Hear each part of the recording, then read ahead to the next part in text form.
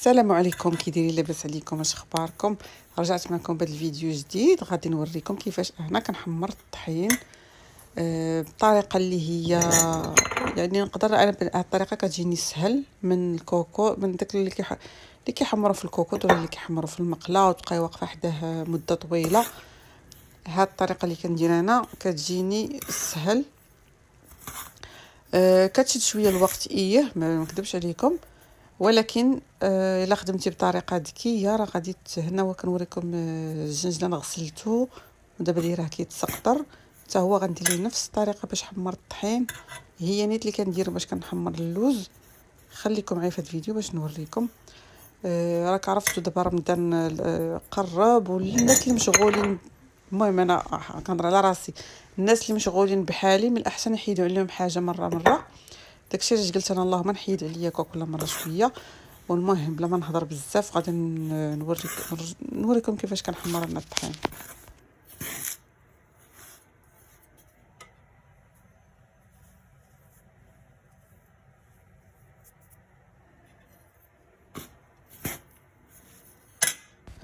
ها نتوما كنشد انايا لاطه ديال الفران اللي كتخشى ليا في الفران.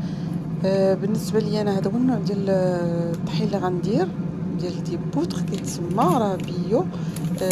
كاين في الليدل، هذا كنشريه في الليدل، دير شي اورو 75. راه كنت وريته لكم واحد النهار في الليدل، قلت لكم هذا راه هو اللي كندير به انا السلو، وكيجيني احسن من الفرص الابيض، يعني داك الطحين الابيض هذا كيبقى صحي. المهم هذا هو اللي كندير انا كل عام وكيجيني الصراحه فيه زوين. ما كاينش شي اختلاف في المذاق، غير هو هذا صحي وصافي. المهم هانتوما كي كتشوفوا اللون ديالو كي كان في الاول ابيض. هذا كيلو اللاطه هزات ليا كيلو، وإلا كنتو غديروا كتر انا ما ننصحكمش ديروا كتر من كيلو في اللاطه. هذا اللاطه ديال الفران العادي، يعني طاي ستوندر ديال الفران العادي. صافي كتديروا ليه بحال هكا، كتسرحوه في ديك اللاطه وصافي كتدخلوه الفران. في الاول كنكون شاعله عليه 200 درجه، ومن بعد كنقص كنرجعو 170 درجه. الجهد باش كطيبوا كيكه. شوفوا الفران ديالكم، المهم ما خاصش العافيه تكون، حقاش سينو دغيا غادي تحرق وما غاديش يجي. راك شفتوني انا في الاول ديال الفيديو جا لون واحد، ما ماشي جهه محروقه وجهه. هنا الله بدا كيتحمر لي ديك التحميره الاولى، ومره كل 10 دقائق كنحل الفران. انا عارفه دابا الجهد ديالو كل 10 حقاش العافيه ما نجهدهاش بزاف. كل 10 دقائق كنحل. شوف الطريقه اللي كندير انا، غير من داك هذا شنو كيقولوا لي كارطه دي فورنو، هذا الورق. كنشدو كنقلبوه من الجناب باش ما كيتوسخش لينا الفران وداك الشيء. صافي، وكنبقى مره نضغط عليه بالصفايه. انا راه كلشي كيتلف ليا ملي كنكون كندير الفيديوهات سميت كيتوضروا ليا.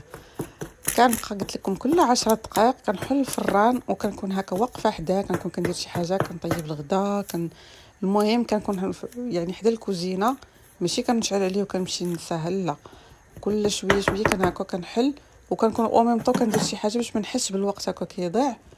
وصافي هانتوما كي كتشوفوا معايا هنا راه باقي ما كملش في التحمار. كل مره كنخرجوا كندير هاد العمليه. هذاك الشيء اللي في الجناب كنجيبو الوسط، عاوتاني كنسرح وكنورك عليه بديك الشبكه باش داك الشيء اللي مكركب كله كيتحيد. صافي، وكنبقاو مستمرين حتى كيبان لينا داك اللون اللي بغينا. وراه كيجي بهذه الطريقه دي، ما كيجيش في داك الكراكيب بزاف، لحقاش كل مره كنضغطوا عليهم وما كتجلخش لينا. كي قلت لكم لا طالع والو، لحقاش استعملنا هذا الورق ديال المطبخ، وطريقه سهله وزوينه. وقلت لكم نفس الطريقه كنديرها انا في الزنجلان، وكنديرها حتى في اللوز، لحقاش انا ما كنقيش اللوز، ما كنقشروش، كنخليه بقشورو. وصافي ديال نتيجه النهائيه. كنتمنى يكون طريقتي عجباتكم، وراه غير الضو ما بينوش، راه نورمالمون راه تحمر هو هذاك. وان شاء الله الا كتب نشارك معكم السلو. دابا انا كل مره كنحيد شويه، حقاش راك عرفتوا الواحد مضغوط بالوقت.